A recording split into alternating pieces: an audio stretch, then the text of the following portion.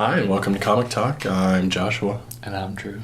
And this week we're talking about Rat Queens. Cue the music.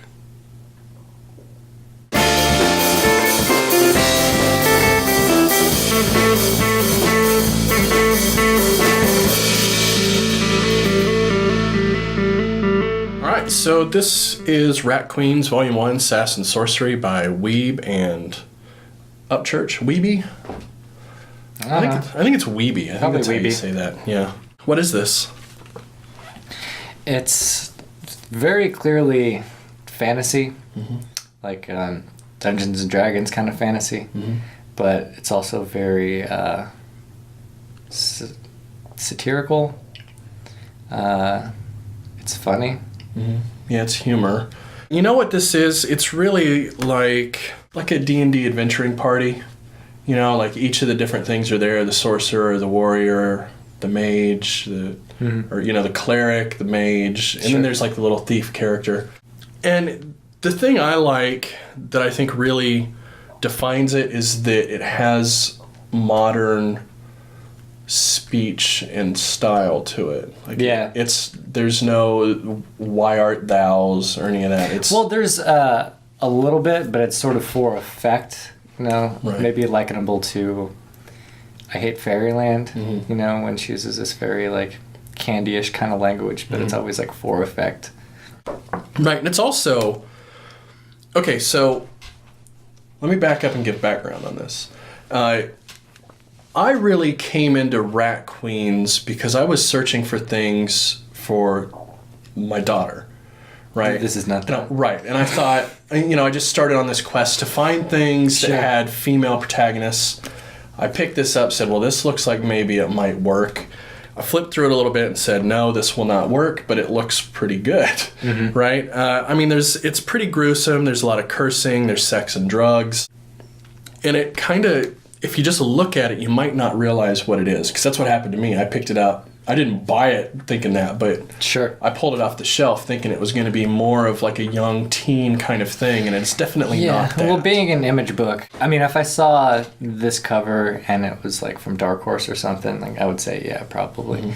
But I don't think really Image does a whole lot of like young teen shit, do they? No, not really. Yeah. They really do whatever...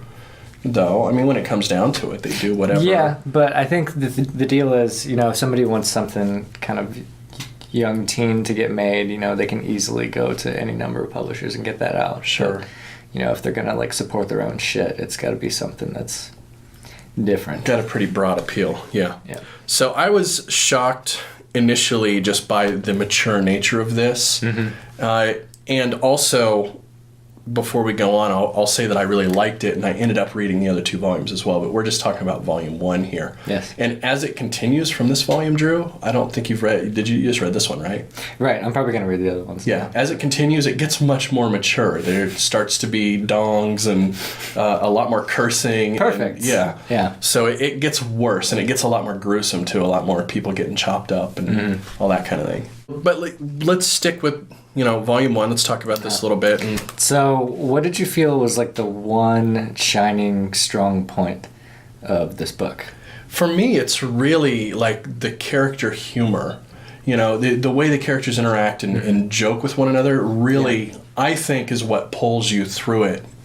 Yeah, the characters in this are just really strong and distinct. Well, yeah, but it's done with a really nice...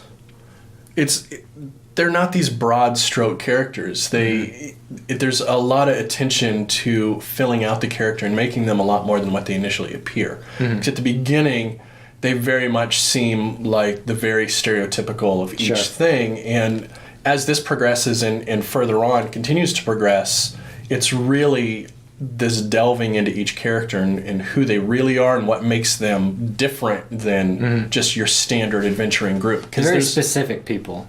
Right. Because there are, in this, at the beginning, there's all these different groups, and there's the Rat Queens, and there's all these different groups, the four Daves. The Daves, yeah.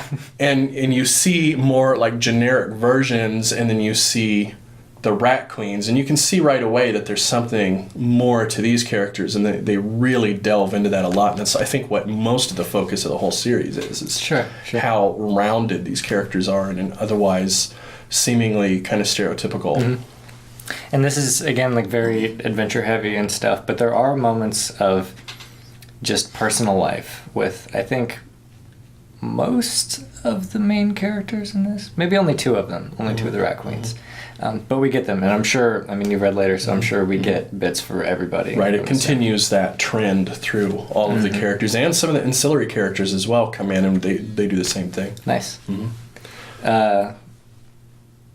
No, I'm not going to ask you what happens to Old Lady Bernadette. No. But I loved fucking Old Lady Bernadette. I did too. She's 39. I couldn't help, but actually, do you ever have this thing where you're reading something and you like it so much you try to tell somebody else about it, but really, like, it's completely lost because you had to be there and read it? I really tried to explain to my wife why I was laughing so much about Old Lady Bernadette. I'm still laughing about it. I know, right? And she just looks at me like, that's not funny. But when you read it, that's the thing. It's so... It's so well crafted, and the characters all have such personality. Mm-hmm. It reminds me in a lot of ways of a lot of Nick Spencer work, where it's this it's a full ensemble cast that each seems very generic, but really what makes it shine is the way those personalities meet each other and bring out the more thorough character, right? Mm-hmm. Yeah, it's almost, well, it's definitely just a sign of like a well-crafted book. Mm-hmm. You know, I had more to that, but you kept talking and I lost it. That's fair. I imagine that happens a lot. So, is there anything in this that you didn't really care for? Not really. Me neither. I had a lot of fun reading it. I did too. I was surprisingly... I enjoyed this a surprising amount, I think is what I'm trying to say. I wasn't sure what I'd think going into it, but I just burned through it. I really did. I burned through this a lot faster than most things that I read. Mm-hmm. And I immediately went and got the other two. And just, you know. Yeah. When I started reading this, like, I was, like, pretty hungry, and I didn't stop to eat until I was like done with it. It's like, I have to finish this. This is awesome. Right? Yeah. So it's just, I mean, it's very compelling. It is. Yet humorous. It's a hard thing to balance those two things. You know, and it's another one of these things as well where it's all female protagonists. We've had a couple things like this that we've talked about relatively recently, Velvet being another one. Sure. Where when you take a stereotypical story and you just invert the genders, it really does add a whole new angle to read. Mm-hmm. You know, on the surface it seems like, well, that's a very, very sort of shallow, narrow way to do things. Just take it and like gender swap it, right? And there's something to be said about the fact that I would even consider this gender swapping in the first place, because who says, you know, it should be all dudes? But yeah. Well, historically it usually is. Yeah. And something about just taking it and putting it in what feels like genuine female perspective, even though it is written by a guy, it does feel genuinely female in nature in how they interact. Yeah, and you know, the points where that really comes out aren't the ones that you would expect with the very surface level stuff. Like, it's not just eye candy or, you know, like the occasional joke. Like, I mean, you just feel like they're real people. Right. You know, there's none of that, like, sugarcoating either way, I would say. Mm-hmm. Yeah, I agree. It's subtly done, and it doesn't feel like that's the point. The point of this is not that they're female adventurers. The point is that they're a party of adventurers that happen to all be female. Sure. So that really helps sell it quite a bit. Characters, you want to talk about the characters a little bit? Sure. Betty is the best. Betty is the best, yes. And then it just kind of tapers down from there. Right. I like Betty quite a lot. I really like also the dwarf, whose name I can never remember. In fact, I'm really bad with the names of all these characters in general. I think, which one's Dee Dee? See, I don't. I think D is the black girl. Yeah. Okay. V is the ginger. Right. Yeah. So I like V a lot as well, just because there's something about that character that is just inherently a little bit different. It's just an inherently, the nature of the character itself means there's not a lot of other narratives about a character like that, right? Because she's, I mean, even just the very superficial things, the fact that she has a beard that she shaves. Yeah. Right? I mean, that immediately makes the character feel a little bit different, but... I would say, like, overall, she's probably the most archetypical type of character for this type of story. Which I mean, she's the one, like, trying to swing her sword around and make up quips and, like, all kinds of shit, which, I mean, almost serves as, like, a counterpoint for, like, the satirical element of it. Yeah, it could be. It may be that she's a bit of the, especially as a male reading it, it might be that she's kind of the surrogate for the reader when you're male, because she does seem a little less...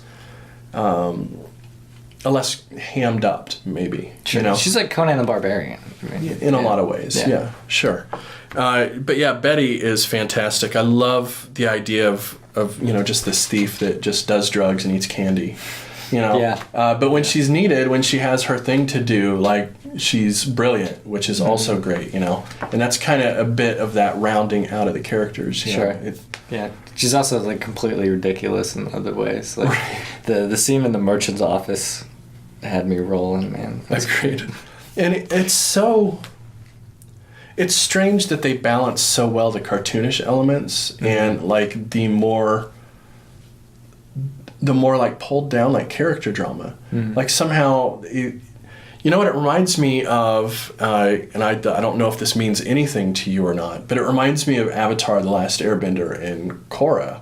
I've seen the cartoon a few times. It's very similar in feel, but just taken, like, one more notch up. In the same way that Avatar to Korra, which people watching, I would give it like a 50-50 on people that watch this show having seen that. Okay.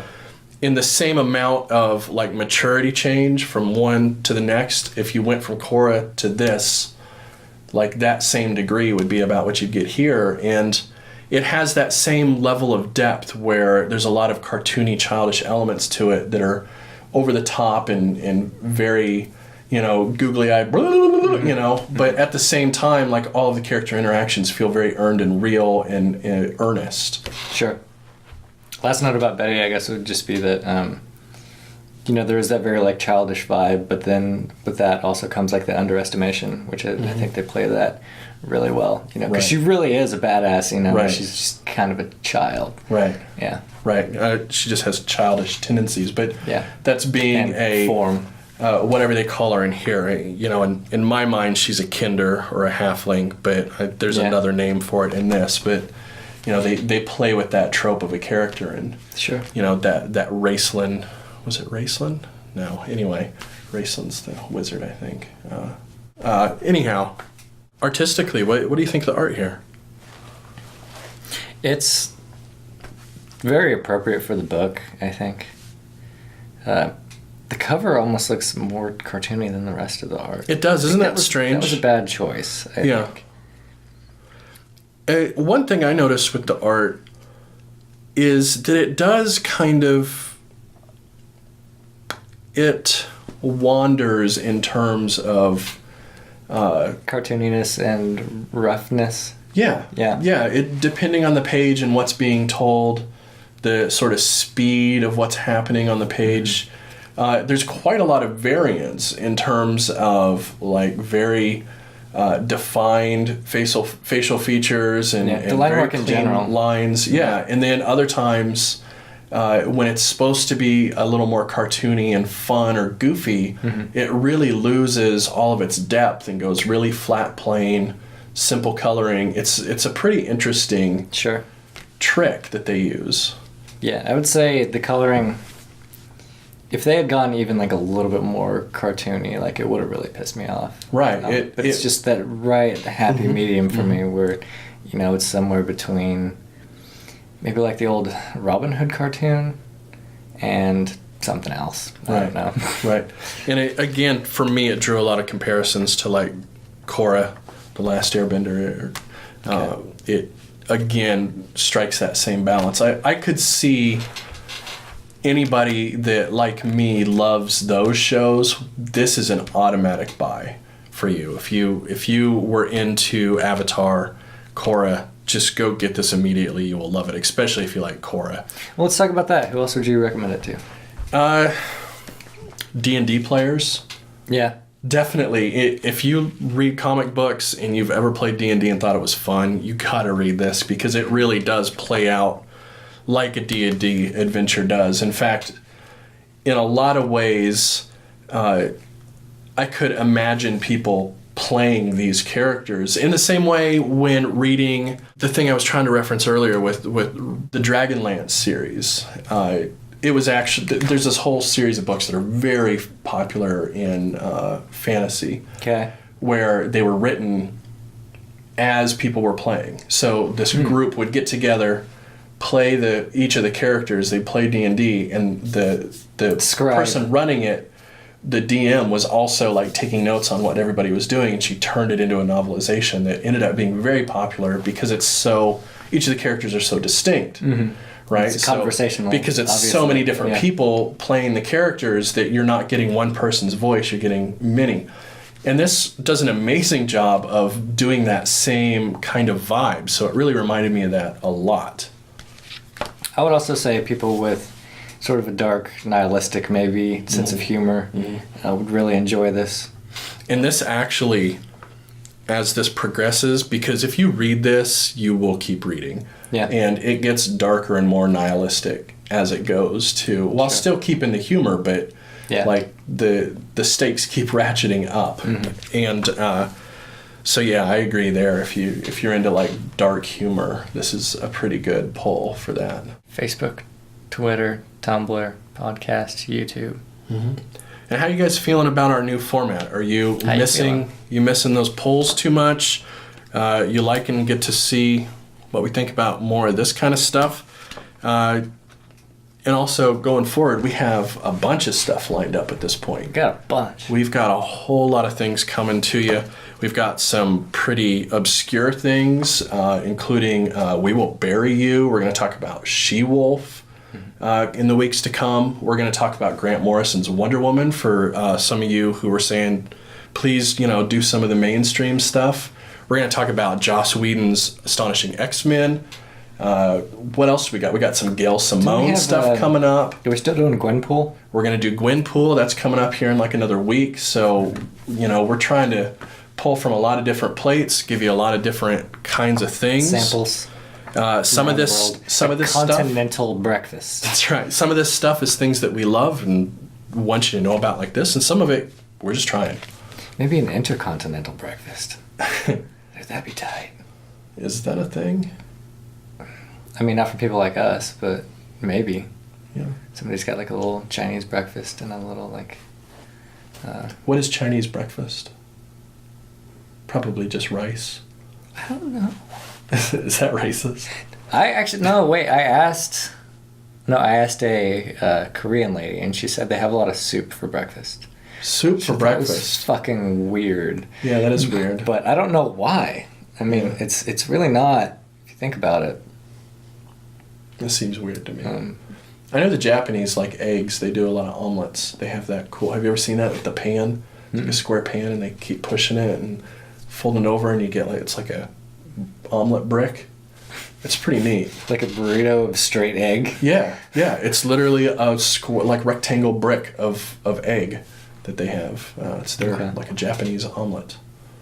Yeah. There's no ham and cheese in there. It's not a Denver. I mean, they can put whatever they want in there, I assume. A Denver Japanese omelet. I don't think so. All right, later.